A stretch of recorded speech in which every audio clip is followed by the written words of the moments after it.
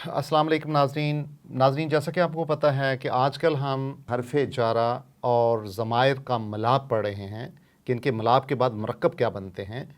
और आज हमारा जो हरफ़े जारा है उसका नाम है अन। अन का मतलब होता है के बारे में, के मुतल्लक या से के बारे में इस्तेमाल होता है। जैसे हम से का मतलब लेते हैं या के मुतल्लक जो इस्तेमाल होता है लफ्ज़। सबसे पहले आप कुरान हकीम की इन आयत पे गौर करें। तो सबसे पहले हम देखते हैं कि जब हम थर्ड पर्सन से शुरू करते हैं यानी सीगा गैर हाज़िर से शुरू करते हैं, यानी जिसे हम ही कहते हैं, तो वो अन को हम मिलाएंगे हुआ के साथ, वो बन जाएगा अनहु। तो कुरान हकीम की आयत है इल्ला कानू अनहो मोरदीन, बल्कि वो तो उससे मुंह फेरने वाले थे या मुंह फेरने वाले हैं। तो यहाँ पे अनहो पे गौर करें, यानी ये अन का और जो हुआ जो ज़मीर है थर्ड पर्सन का, मुज़क्कर का, वाहिद का, उसका मलाप है। अब हम जाते हैं कि जब तस्निया का सीगा होता है गैर हाज़िर में दो के लिए हुमा का सीगा इस्तेमाल होता है, और जब अन मिलता है तो बन जाता है अनहुमा। फलम युगनिया अनहुमा मिनल्लाहि शाया, यानी हज़रत नूह और हज़रत लूत अपनी बीवियों को भी अल्लाह ताला के अजाब से ना छुड़ा सके। इसी तरह अनहुम, यानी अन जब मिलता है दे के साथ, यानी गैर हाजिर का जमा का सीगा, तो बन जाएगा अनहुम, अन और हुम का मरकब। फ़ारिज़ अनहुम व तवक्कल इलल्लाह। फ़ारिज़ अनहुम यानी आप कुफार से, अनहुम का इशारा कुफार की तरफ है, मुशरिकीन मुनाफिकीन की तरफ है, कि आप उनसे रोगर्दानी करें। व तवक्कल इलल्लाह, रसूल माप से कहा जाता है व तवक्कल इलल्लाह, यानी और अल्लाह ताला पे भरोसा रखें।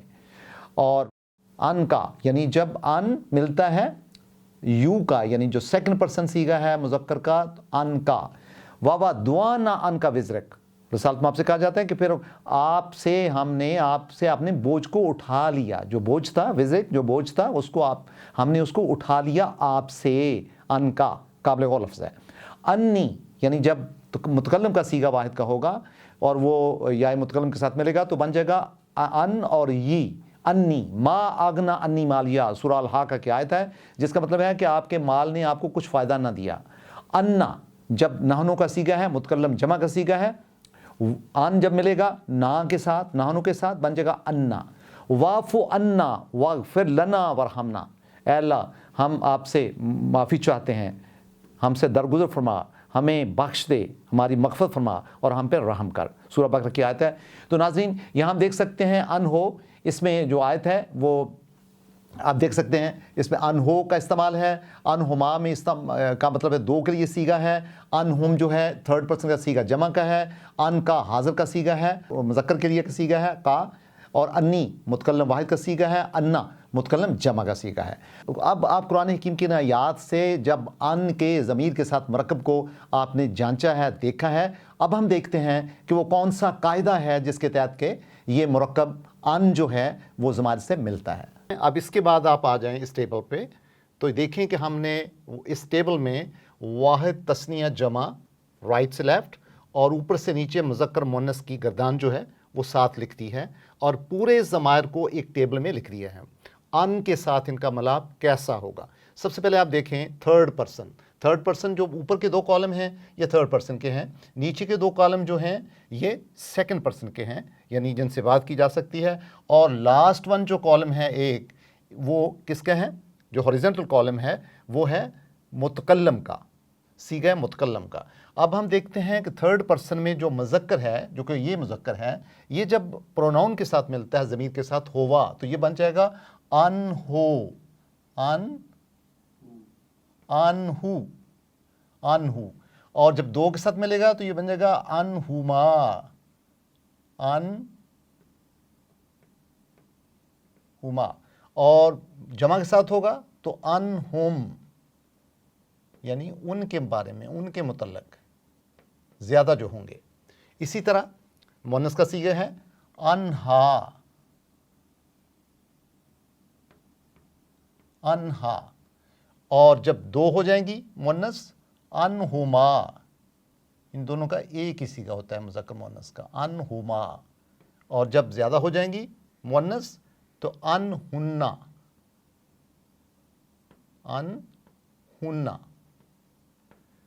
अब हम आते हैं सेकंड पर्सन पे नीचे वाले दो कॉलम जो है पहले मुज़क्कर का, तो ये बन जाएगा अन का, और जब दो होंगे यू सेकंड पर्सन तो अनकुमा, अनकुमा, और जब जमा होगा तो ये बन जाएगा अनकुम।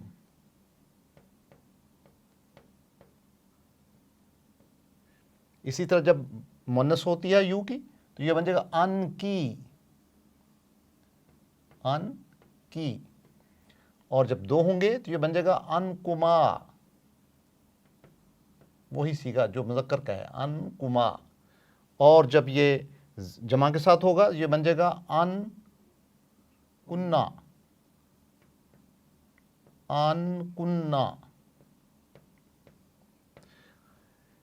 अब हम देखते हैं कि जो वाहिद मुतकल्लम है उसका क्या सीगा है अन, जो बन जाएगा अन्नी, अन्नी, और जब जमा होगा मुतकल्लम का सीगा तो ये बन जाएगा अन्ना, अन्ना। तो नाज़रीन आप देख सकते हैं यहां पे देखें ये ज़्यादा बेहतर मिसाल है, इसमें अन का वबदवान अन का, या ये कौन सा सीगा है, ये सीगा है अन का मुज़क्कर सेकंड पर्सन, और रज़ी अल्लाह अन्हुम, ये देखें कौन सा सीगा टेबल में अन्हुम, ये सीगा है। और फिर आप देख सकते हैं अन हो जो है ये थर्ड पर्सन का सीगा है, ये वाला, ये सीगा आप देख सकते हैं। तो इसी तरह कुरान हकीम में जब भी आप पढ़ेंगे तो आपको हरूफ जारा का और ज़मायर का मरकब नज़र आएगा, हर आयत में आलमोस्ट आपको नज़र आएगा, उसका आपको तज्ज़िया करना आना चाहिए। अगर आप ये टेबल अपने जहन में रखेंगे तो आप फ़ौरन उसका तज्ज़िया कर सकते हैं कि ये कौन सा थर्ड पर्सन है, सेकंड पर्सन है, मुज़क्कर है, मुन्नस है, वाहिद है, तस्निया है, जमा है, और उसके मुताबिक आप उसका तर्जमा भी कर सकते हैं। और फिर अगर को आपको बनाना पड़ता है वो लफ्ज़ तो आप प्रेपोजिशंस यानी हरूफ जारा और साथ ही ज़मायर को मिक्स करके आप बना भी सकते हैं। तो नाज़रीन फिर आज का होमवर्क ये होगा, पहला काम आपके होमवर्क का होगा कि आप एक टेबल बनाएंगे यही वाला जो आपके सामने है, जिसमें वाहिद, तस्निया और जमा का हिसाब रखेंगे और मुज़क्कर मुन्नस का ख्याल रखेंगे, third person, second person, first person मुतकल्लम, हाज़िर गैर हाज़िर का ख्याल रखते हुए ये एक टेबल बनाएंगे। और उसके आगे जो जवाबात हैं यानी मुरक्कब बनने के वो आप पहले नहीं लिखेंगे, बाद में लिखेंगे, बना के सोच के समझ के। एक काम तो ये हुआ। इसके अलावा कुरान हकीम से कम आप 20 ऐसी आयत निकालेंगे जिनमें कि आपको मरकबात नज़र आएँ, और इन टेबल के मुताबिक मरकबात को आप कुरान हकीम को पढ़ने के बाद ख़ुद अपनी नोटबुक पे लिखेंगे, ताकि आपको पता चले कौन से मुरक्कब किस तरह बनते हैं, फर्स्ट सारे पर्सन्स के और मुख्तलिफ वाहिद, जमा और तस्निया के। Thank you very much.